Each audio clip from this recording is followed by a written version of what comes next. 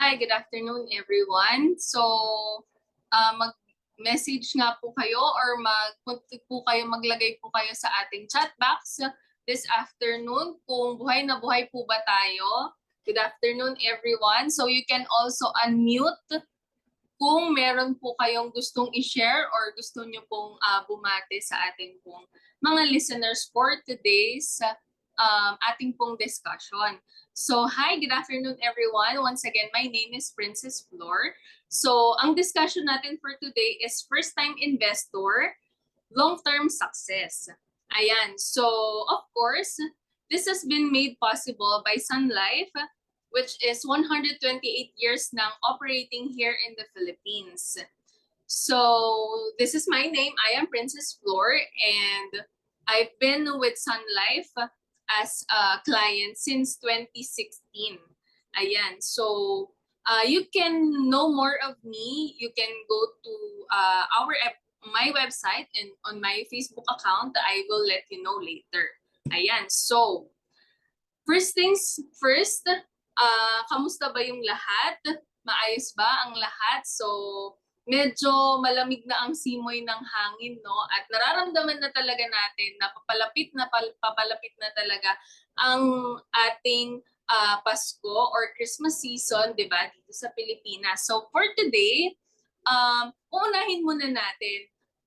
Of course, bago tayo makapag-celebrate, lalo na ngayon magkakaroon tayo ng long weekend, baka pwede nating pagnilay-nilayan or pag-isipan nating mabuti kung pwede nating itanong ito sa ating sarili. Ano ba yung definition natin of having a financial freedom? Ayan, so of course, lalo na ngayon na medyo we are going towards the end of the year, so pwede nating balikan ulit kung ano ba yung mga dapat nating i-improve sa sarili natin sa pag-handle ng ating finances, or ano ba yung nangyari for the past year na magkakaroon tayo ng better or to have a quality of life na gusto natin, di ba? So, para sa inyo, ano ba yung definition ng financial freedom nyo? Pwede po kayong mag-unmute kung meron kayong sarili nyong definition of what financial freedom is. Sige po, you can unmute.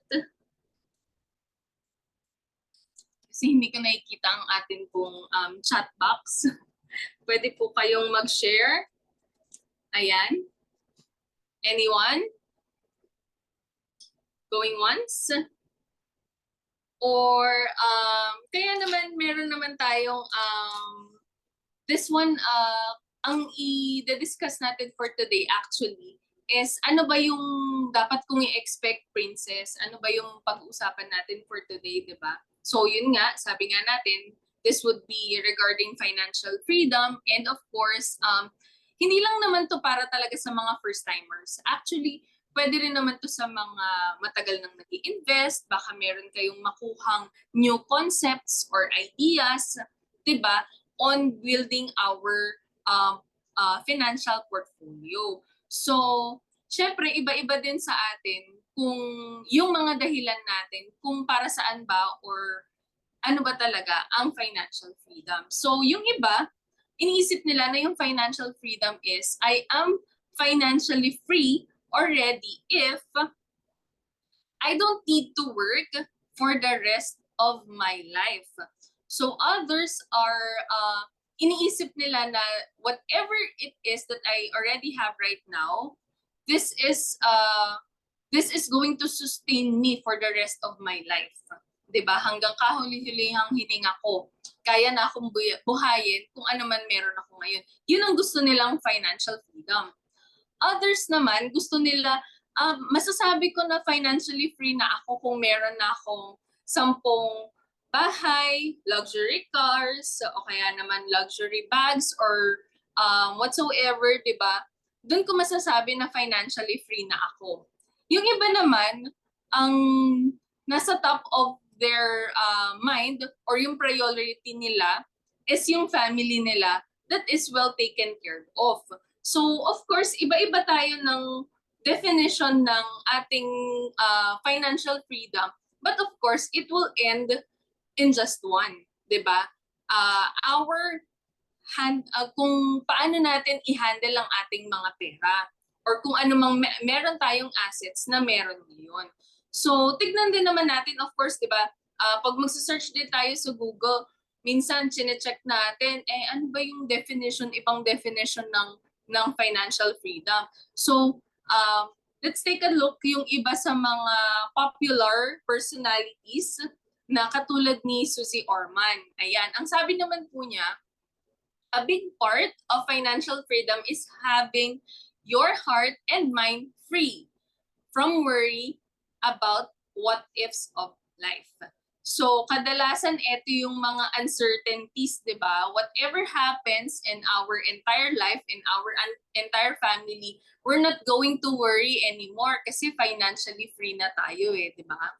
So, sabi naman ng isang sikat na author, which is si T. Harv Eker, my definition of financial freedom is simple. It is the ability to live the lifestyle you desire without having to work or rely on anyone else's money. So, yun yung masarap, 'di ba, na makukuha natin yung lifestyle na gusto natin, na hindi natin kailangan mag-work at hindi natin kailangan humingi sa ibang tao. Kasi na-build na natin yun sa sarili natin. We are already financially free. Yung isa naman na definition ng author again, si Stephen Covey, your economic security does not lie in your job. So para sa kanya, it lies on your own power to produce, to think, to learn, to create, to adapt. And the true financial independence is it's having wealth, it's having the power to produce. So kung paano mo, kung ano yung ability mo ngayon, yun ang gagamitin mo para mag-create ka ng another wealth that will sustain you for the rest of our lives. And of course, ito naman yung sinabi ng isa sa mga authors na kilala natin, which is si Robert Kiyosaki. Ayan. Para naman sa kanya, the key to financial freedom and great wealth is a person's ability to convert earned income, which is yung ating employment income or business income right now, and we can turn it into passive income. Like, meron tayong trabaho ngayon at yung pera na like bonus or yung ating pong source of income, which is yung ating pong salary, we can convert it into passive income. Ano ba yung passive income? Anyone from the sa ating pong mga audience right now, ano ba yung passive income? Pwedeng mag-share po kayo ng something regarding sa passive income kung meron pong mag-unmute sa atin. Sige, you can go on. You can unmute. Ano po sa inyo yung passive income? Money working for you. Yes. Thank you po. Money working for you. So, yun yung passive income. So, syempre, let's say, of course, tayo as a person, bilang tao, di ba, napapagod tayo. Katulad nito, ito na yung pinakamatagal nating hinihintay, yung long weekend, di ba? So, syempre, kailangan magpahinga ng ating katawan, kailangan magpahinga ng puso't isipan natin, di ba? Para sa mga galing sa work na iniisip natin araw-araw, di ba? But of course, if meron tayong passive income, we're not going to worry anymore. Because kahit na mag-long weekend, yung pera, nagtatrabaho pa rin para sa atin. Kasi yung pera, hindi siya napapagod. Kasi yung pera, wala siyang long weekend. At nagtatrabaho siya araw man yan o gabi. Yun ang definition ng passive income. So, sino ba dito yung may gusto ng passive income? Ikaw, gusto mo ba ng passive income? Ayan. So, actually, I myself, yun din yung gusto kong i-achieve. The reason why nag-invest ako is because I want to have a passive income na kahit na wala akong ginagawa or nakabakasyon ako, yung pera ko yung nagtatrabaho para sa akin. But of course, these definitions ay kanya-kanya to eh, di ba? To each is their own. So, definitely, iba-iba tayo ng mga gusto natin sa buhay or iba-iba yung top priority natin. So right now, I will ask you to write down your objective. Bakit ba ako nandito sa session na ito? Bakit ba kailangan kong makinig dito? Ano bang objective ko? Ano bang gusto kong makuha from this presentation or from this discussion? So you need to jot it down. Bakit kailangan mong isulat yan? It's because mag-uumpisa tayo sa kung ano bang objective mo. Para saan ba? Bakit ka nag-iipon? Bakit gusto mong mag-invest? Bakit gusto mong magkaroon ng passive income in order for us na to go on? Of course kasi 'di ba? For example, para sa sasakyan, 'di ba? Ang sasakyan hindi siya makakaandar kung wala siyang gas, 'di ba? So, it's like that. Kung hindi natin malalaman kung ano yung objective natin or yung objective natin ang pinakagas natin, kung hindi natin alam kung saan tayo papunta, maliligaw lang tayo. So, kailangan isulat mo yan. So, isulat mo na yan. Much better kung sa pen and paper and then ilagay mo sa kwarto mo, di ba? O kaya naman, yung iba nilalagay nila sa wallpaper ng cellphone nila para lagi silang nare-remind, oh, this is my objective. Ito yung gusto kong mangyari for this year. Sa 2024, ito yung gusto kong ma-achieve, di ba? So, it all starts by identifying your objective. It's not about me, it's not about us, it would be about you. Kung ano ang gusto mo talaga mangyari para sa goal mo na gusto mong mai-achieve. So, of course, yung next po natin is yes. Of course, bakit ba natin, Princess, kailangan kasing i-build yung ating financial portfolio?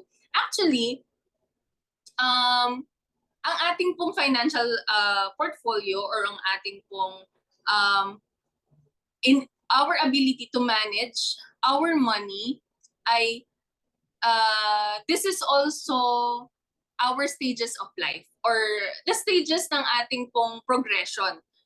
For example, sa baby, 'di ba? Ang baby nagsa-start yan na milk lang yung ini-intake nila, 'di ba? And then soft foods and then magwa-water na sila eventually and then magso-solid foods, 'di ba? So, meron tayong progress, meron tayong sinusundan na steps.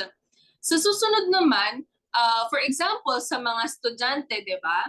Like right now, meron tayong tinatawag na K-12, 'di ba? So hindi tayo makakapunta sa grade 10 kung hindi tayo dadaan sa kinder, 'di ba? So it's like that. Sa atin naman pong buhay or sa ating financial needs naman, meron tayong tinatawag na financial planning pyramid. So this is the one that is flashing on your screen. Para saan ba to, Princess? Actually, this one is a guide. Actually, ito yung magiging magandang guide natin sa pang-araw-araw natin or sa every year na gusto nating maging progress sa pag-handle natin ng pera. Of course, sa isang bahay, 'di ba? Para maging matibay ito, kinakailangan na ang pinakamatibay natin would be our foundation.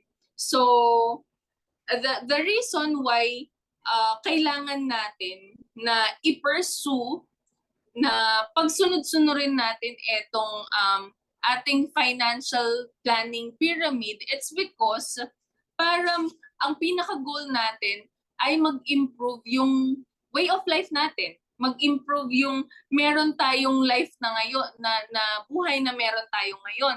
Of course, 'di ba?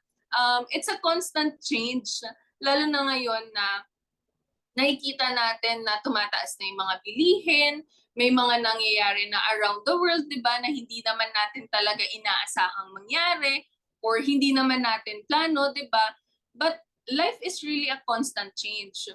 So, ang kailangan natin yung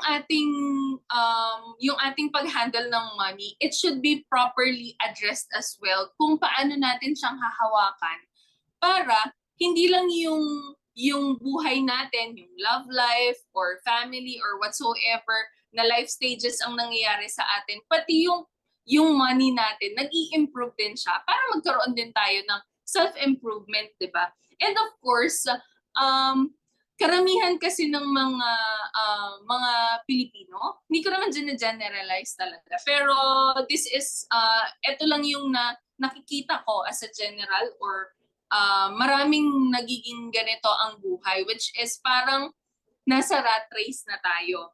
Papasok tayo sa trabaho, sa sweldo, magbabayad ng bills, and that's it. Paulit-ulit na naman. So,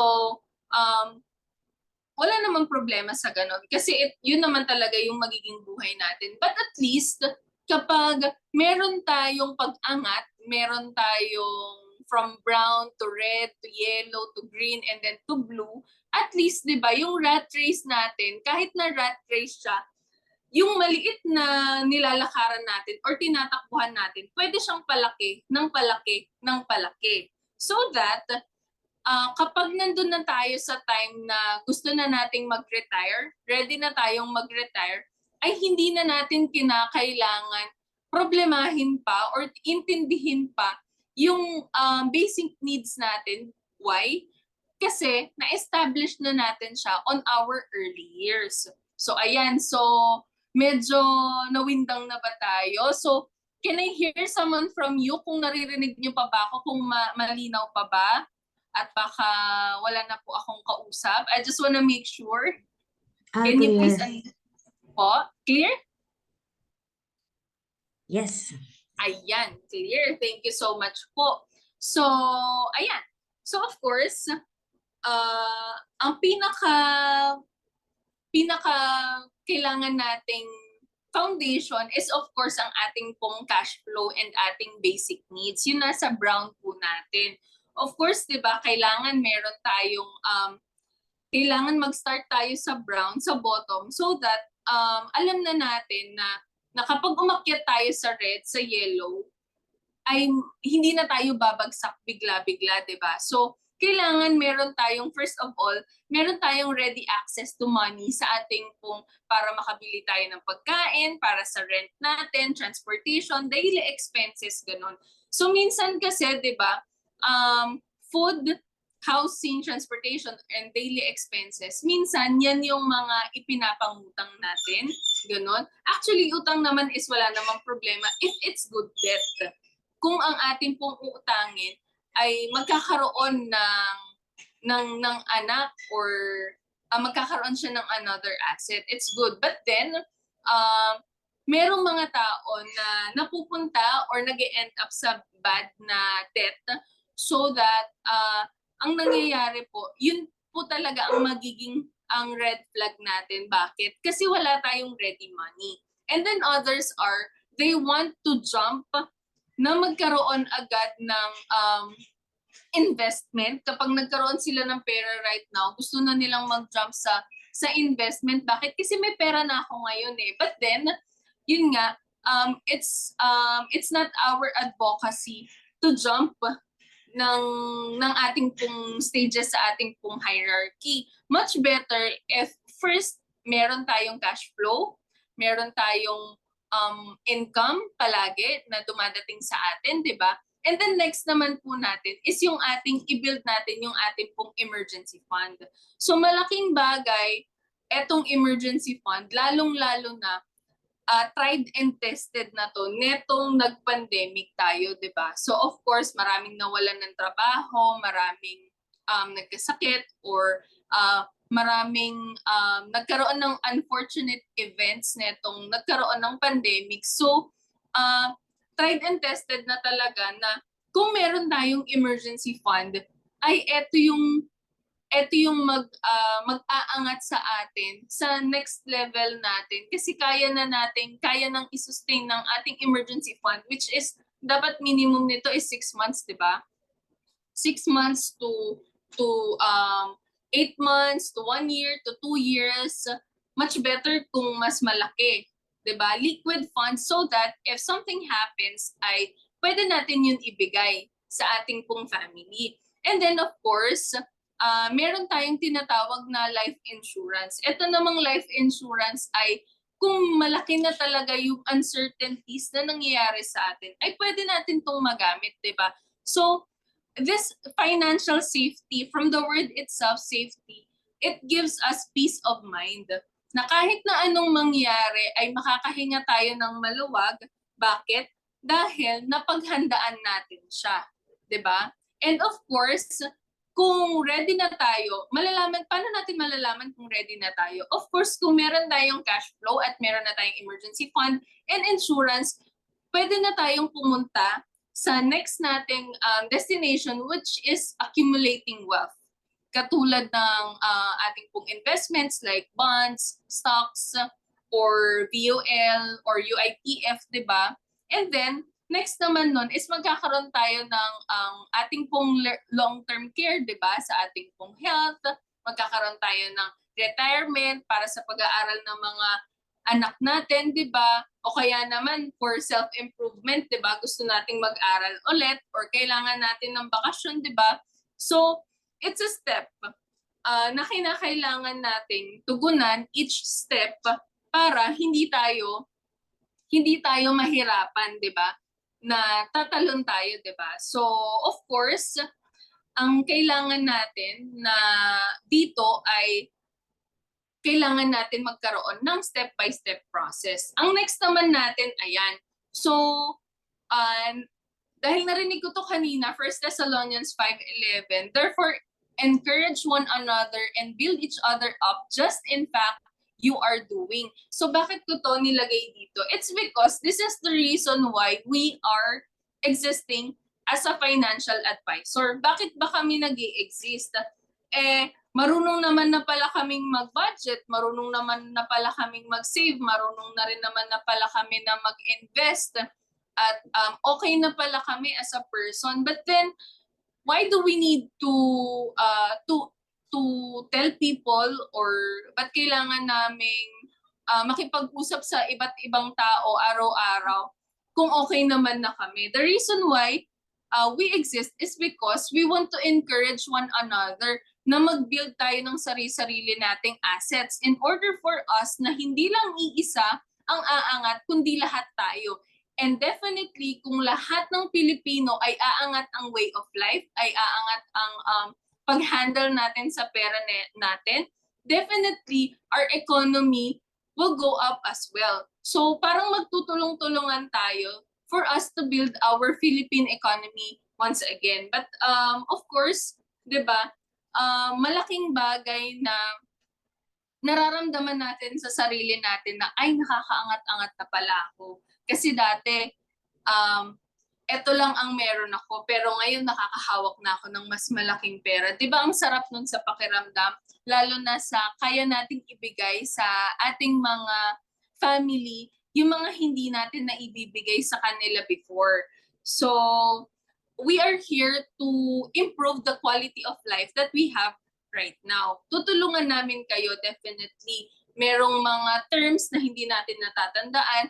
You can go to your trusted financial advisor. You can ask for help. Definitely, you can ask for help so that matulungan namin kayo on how maisakatuparan natin yung objective na kaninang isinulat mo, di ba? So, bakit ba ako nagsasalita ngayon? Ano bang meron ako? So actually, I've been saving since I was 14 years old, and I've been investing since 2012. So medyo matagal-tagal na rin, 10 to 11 years, yes, 11 years to 12, going 12 years na akong nag-i-invest. So I have the privilege na ibigay yung aking pong monthly na sinasahod, portion ng aking monthly na sinasahod, ibinibigay ko sa isang institution. At good thing na ang pribilehiyo na ito ay meron akong low risk dito sa institution na ito, and then I'm having high returns. So this is a privilege because doon nagtatrabaho yung father ko sa company na yon. So doon ako na nakapag-explore, doon lumaki yung mundo ko na doon ko pinasok yung mundo ng investment na dati ginagawa ko lang siya, nag-i-invest lang ako. It's because nakasanayan ko ng mag-save and I want to have a return kasi hindi ko pa naman kailangan yung full amount na ini-invest ko. So before, it's just for fun. It's just um, for travel, para lang sa luho, sa luxury, ganon. But then, malaking bagay na natutunan ko during the pandemic na maganda pala yung diversification. Maganda yung meron tayong ini-invest, hindi lang sa iisa, kundi sa iba't ibang institution, sa iba't ibang financial tool na pwede nating paggamitan nito. It's because kapag may pagkakataon na nangangailangan tayo, pwede nating hugutin. Hindi man lahat, pero actually, di ba, kahit paunti-unti yung nahuhugot natin, ay makaka-improve pa rin ito ng situation natin ngayon. Ang isa sa mga examples dito is kami, ng family ko ay OFW kami before. So, dahil sa isang medical emergency, napa-for good kami nang wala sa plano. So definitely, wala kaming inipon for that kasi hindi nga namin planado. But then, because actually of Sun Life, I have VUL, insurance with investment with Sun Life. So kahit na hindi pa siya matured, I was able to get something from it, but then okay pa din yung funds ko. Okay pa din yung portfolio ko, okay pa rin yung plan ko. It's because kumurot lang ako ng something. So, a good thing about here na kailangan nating mag-invest sa iba't ibang institution or sa iba't ibang plans, sa iba't ibang merong ino-offer sa atin ang mga companies is because pwede natin siyang paghugutan ng pakonti-konti kapag nangangailangan tayo, 'di ba? Na kulang yung mga emergency fund natin or whatsoever na kailangan natin paggamitan. Ayan. So, of course, itong naka-flash sa ating pong screen right now, which is ang ating financial goals per life stage, ay ito naman po ay hindi automatic, 'di ba? Na masasabi natin na kapag edad 20 ka na, kailangan nandito ka na. May dahilan kung bakit meron tayong financial goals per life stage. Nakadepende pa rin ito sa kung paano tayo, kung paano natin, kung nasaan na tayo ngayon. So yun ang itatanong nyo sa sarili nyo ngayon. Nasaan na ba ako ngayon? Meron bang sasagot dyan kung anong life stage na ba kayo ngayon? Ayan. Katulad ko, so okay na ako sa income protection, meron na rin ako saving for milestone, retirement fund, medyo nagsa-start pa lang ako, di ba? Meron na rin akong emergency fund. So I think right now, nasa moving up stage na ako, which is this one. Moving up stage na ako, why? Because meron na akong family. But then, iba-iba yung mga kailangan natin sa buhay natin eh. So, nasa sa inyo, tanungin niyo yung sarili niyo, nasaan na ba akong life stage ng buhay? Nasa getting started na ba ako? Nasa moving up, preparing ahead, 'di ba? And i-check natin kung meron na ba tayong income protection, saving for milestone, retirement fund, 'di ba? So, ano ba ang importante sa'yo na unahin natin? Yun ang pwede kong itanong sa'yo kasi hindi naman automatic yan na ako yung magsasabi sa'yo na ngayon dapat nagsisave ka na for your education fund, tapos wala ka naman palang plano na mag-asawa pa para magkaroon ng anak or 'di ba? It would be depending on you kung anong life stage ka na ngayon. So let us know kung ano yung kung nasa ang life stage ka na ngayon para matulungan namin kayo kung saan na tayo next. kung ano yung kailangan nating unahin at kung saan tayo papunta. So that, di ba, meron tayong map at timeline. This would be on your own timeline. It won't be from us. Ayan. So, bakit ba kailangan natin din malaman kung ano yung objectives natin? It's because meron tayong tinatawag na portfolio nga, which is ang ating money, kung saan natin ito ini-invest, di ba? Kailangan natin itanong sa sarili natin bago tayo mag-invest, of course, hindi lang yung return of investment. Magkano ba yung makukuha ko from here, di ba? Usually ganun eh. Gusto mo bang mag-invest sa plan na ito? Gusto mo bang mag-invest from this portfolio, ganyan? Ang itatanong agad, magkano ba yung kikitain ko dyan? So, isa din sa itatanong natin, of course, is yung ating diversification, ang ating risk at yung ating predictable returns na tinatawag. So, yung diversification, of course, na kung saan-saan mo ilalagay, magkakaiba. Sabi nga nila, don't put all your eggs in one basket, 'di ba? So, ilagay natin siya sa iba't ibang financial institutions, 'di ba? And of course, it would be depending on your risk as well. Kung gusto ba nating itodo, ibigay yung ating pong minimum, kung kaya naman po 10 to 20% of our monthly income, ay i-risk natin ito sa isang fund, di ba? Para magkaroon tayo ng magandang returns. And of course, ang ating pong kung kailan natin gagamitin ito, predictable returns. Kailan ba natin siya gagamitin? Ilang taon ba ang kinakailangan natin? So, like, if you're like me, on my 30s, so for me, isa sa mga dahilan or isa sa mga pinakagusto ko is to build my retirement fund. So of course, if I really want to retire comfortably on my 50s to 60s, 'di ba? Kailangan nagsa-start na ako ngayon. So I'm on my 30s, so if I'm going to retire on my 60s, so I still have 30 years, 'di ba? So mas maganda definitely na meron tayong cash on hand. For sure. Meron tayong emergency fund, meron tayong cash, 'di ba?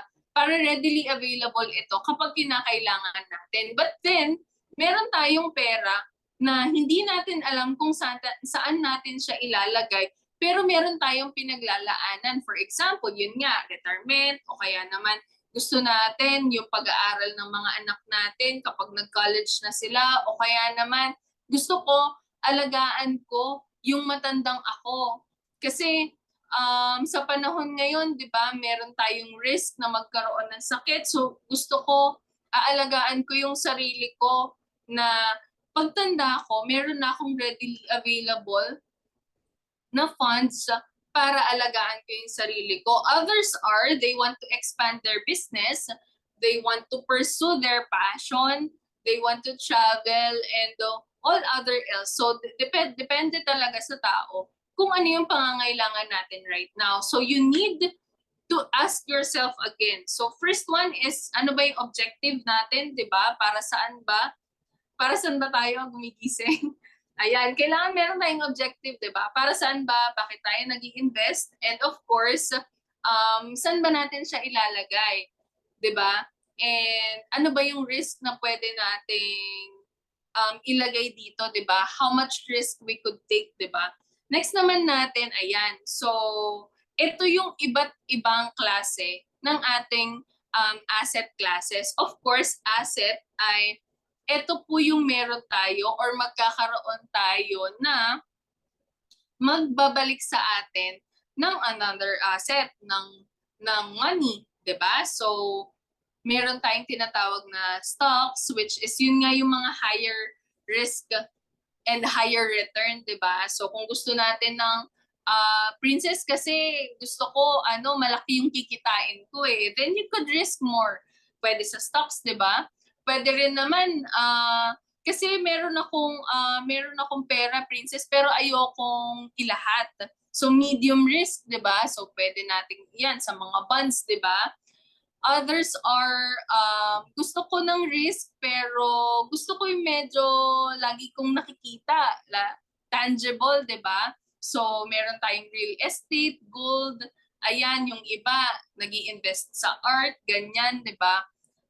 Ang gusto naman ng iba, gusto nila liquid talaga sila. Meron tayong tinatawag na lower risk and lower return. Yun nga yung tinatawag na cash. So, baka kasi magulat kayo, baka biglang may magsabi sa inyo, 'di ba, na ayan. Ayan.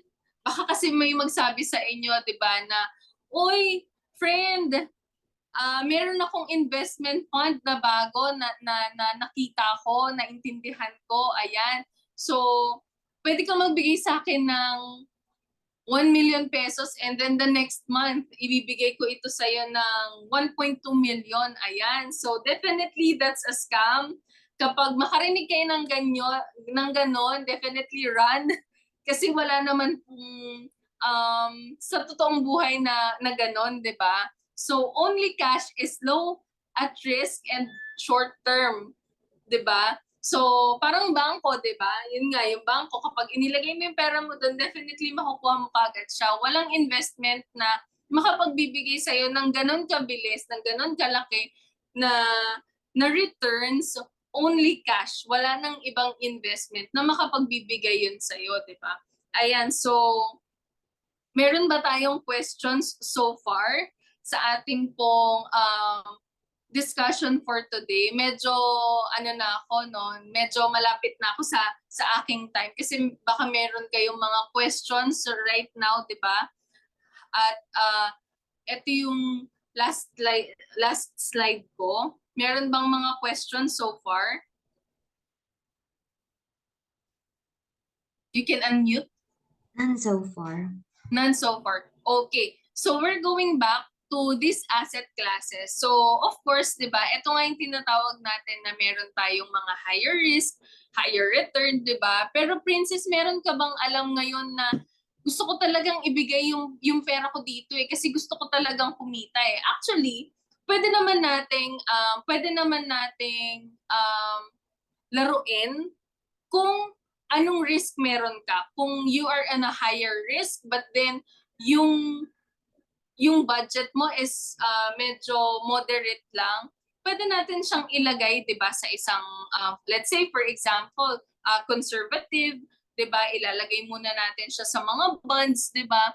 Kasi ayaw natin ng masyadong risk, 'di ba? O kaya naman meron tayong Princess, meron kasi akong pera eh. And kaya kong ibigay lahat-lahat ng to kasi kaya ko pa namang masustain yung buhay ko eh. Gawin ko ng aggressive talaga ako as a person eh. Ibibigay ko to pera sa'yo and then i-invest mo siya. Ayan. So, actually, in Sun Life, meron kaming mga plans that can help us para accumulate ng wealth. But actually, life insurance or Sun Life talaga, ang pinaka-top priority namin is to secure first kung ano yung wealth na meron tayo ngayon pa lang. So, maganda rin makikita natin kung bakit namin tatanong sa inyo kung ano yung level of risk na kaya nating i-pursue. It's because doon natin siya ilalagay yung plan na ibibigay namin sa inyo ay doon natin ilalagay kung saang part kayo mas comfortable sa risk na meron kayo right now. So, meron na ba Princess na nagbigay sa iyo ng malaking amount of returns? So for the past how many years I've been na nag-i-invest ako? Actually, it would be depending on you still. Kasi sa akin, actually, nakakuha ako ng investment nung at peak pa ang economy ng at 28% per annum, ganyan. Pero Princess, ngayon ba, kaya ba yun yung ganyan? I will tell you this frankly, no. With the inflation rate right now, masaya na ako actually sa 6 to 7% of annual returns ko. Yun every year nga, 'di ba? So Princess, sure ba 'yan? Sure ba 'yan yung ganyang amount of returns na makukuha ko? Actually, no. Because it will still be depending on our Philippine economy. So, nakadepende pa rin siya kung saan tayo papunta at nakadepende pa rin siya kung kailan nyo siya inilaan at kung kailan nyo siya kukunin. So, walang definite na number of returns na makukuha tayo, but ang pinaka makukuha lang natin na assurance ay yung ating years, kung kailan ko ba siya kukunin, 'di ba? Yun ang ating pong ang ating pong age, 'di ba?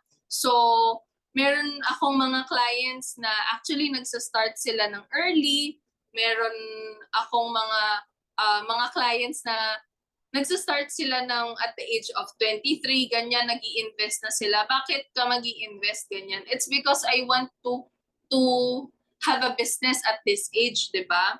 So, wala silang pera na malaki, pero meron silang time na ahead of them, 'di ba? So, gagamitin nila yung age nila right now, kaya nagsa-start sila early so that magamit nila yun after 20 years, after 30 years, 'di ba? Makuha na nila yung portion nun, 'di ba? Or for business expansion, 'di ba? Others are hindi, since sinabi ko nga sa inyo kanina na yung life stages natin ay hindi siya automatic na kapag 60 retired ka na, kapag 30 may asawa ka na. Walang ganon, 'di ba? Hindi siya automatic. So, katulad din siya sa ating pong portfolio, 'di ba? Na actually meron akong client na 52 years old na, ngayon pa lang siya nagsa-start ng kanyang pang retirement. Bakit? Kasi ngayon lang niya naintindihan. So, the reason why we are conducting discussion like this so that matutunan natin na hindi pa pala huli ang lahat, 'di ba? Like, for example, we have a client that is 60 years old na meron silang 100 million na gusto nilang i-invest, 'di ba? Siyempre, mag-aalinlangan ka na matanda na to, bakit kailangan niya pang mag-invest, 'di ba? But then, ang hindi natin nalalaman, the reason why gusto niya pang mag-invest is because 100 million is just a portion of what he already has right now. So it's like, okay lang sa kanya na i-invest yun. It's because marami pa siyang cash flow. Meron pa siyang emergency fund, meron pa siyang savings, di ba? And gusto lang niyang i-invest yun kahit na yung age niya ay hindi na comparable sa mga nagsa-start pa lang on our 30s, 'di ba? Is because gusto niya yung returns na makuha niya habang nabubuhay pa siya. So, iba't iba man tayo ng life stages, definitely we have our own thought of having a quality life ng buhay natin sa ating pong family. So, it will still end on you. Ano ba ang gusto mong mangyari? Ano bang life ang gusto mong ma-receive, 'di ba? And actually, meron naman tayong iba't ibang mga pwede nating paglagakan ng ating pong pera. For example, ako nung nag-start ako mag-invest, I was investing on a mutual fund. So you can check UITFs, ganyan. Pwede rin namang yung MP2, kasi palaging tinatanong din sa akin yun eh, pwede ba yung MP2? Actually, MP2 is good as well. Ang pinaka ipapayo or maisisecure ko lang sa inyo ngayong discussion natin na ito is invest mo kung ano yung kaya mong mawala.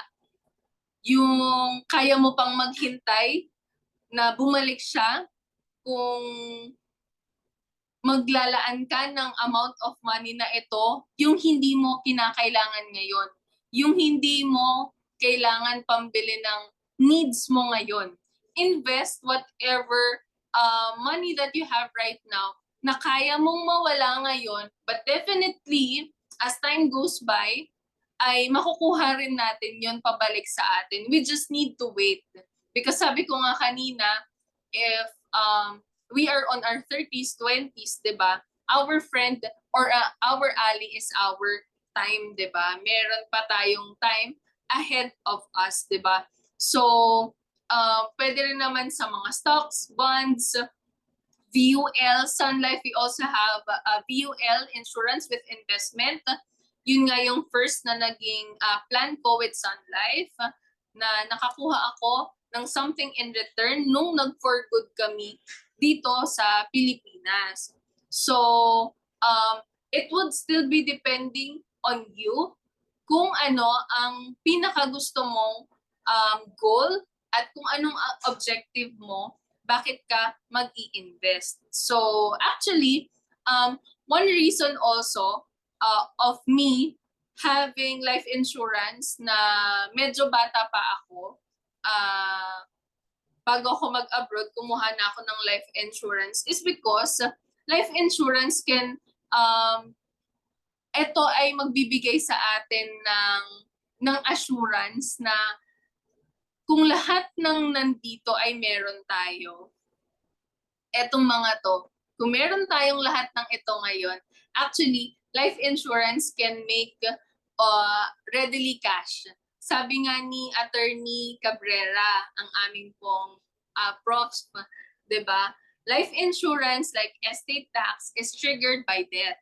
So, of course, if someone had passed, ay kinakailangan ang kanyang mga assets ay magkakaroon ng 6% estate tax. So, of course, ayaw natin yun makuha sa assets natin right now, 'di ba? So, actually, you can use life insurance para pambayad ng ating pong estate tax, 'di ba? Kasi sa life insurance, when cash is required, cash is produced. So, malaking bagay din ito na ang life insurance na ito ay pwede rin natin siyang magamit actually sa lahat ng life stages natin sa buhay natin.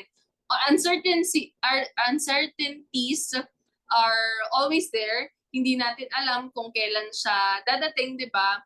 But then, much better na magkaroon tayo ng peace of mind that whatever it is ay kung nasaan man tayong life stage sa buhay natin, 'di ba? Ay meron tayong life insurance na matatakbuhan, 'di ba? And of course, ayan, ito na yung ating pinaka last slide for today. So, sana mapag-isipan nating mabuti kung ano ba yung mga next step natin sa buhay natin. If we want to invest, it's because to improve our quality of life. And of course, the reason why we invest is to beat the inflation actually. Yun talaga yung isa din sa number one na reason bakit nag-i-invest ako. It's because to beat inflation. So, katulad nga ngayon, ang ating pong inflation is at, I think, nasa 6.1% na. So, kung ang kinikita ng pera ko is at 6% per annum. So at least hindi sila nagkakalayo, 'di ba? So kahit papaano, the lifestyle that I already have right now ay pwede ko pa rin siyang ma-continue, 'di ba? It's because I already have funds para sa pinagplanuhan ko na siya. Nakapag-invest na ako sa kanya. So whatever it is na mangyayari pa na hindi natin sure, lalo na sa panahon ngayon kung ano yung mangyayari, di ba? Definitely, whatever happens ay meron tayong readily available cash na kapag kinakailangan natin ang perang ito. So once again, my name is Princess Flor. So you can check my social media accounts. Ayan. So my name is Princess floor once again, you can contact me on my email and my mobile number if you need help sa inyo pong pag-handle ng finances. And we are from Sun Life once again. Thank you so much. Meron po ba tayong mga questions? Mga kaibigan, ladies and gentlemen, thank you so much po. I will stop sharing para makita ko po kayo.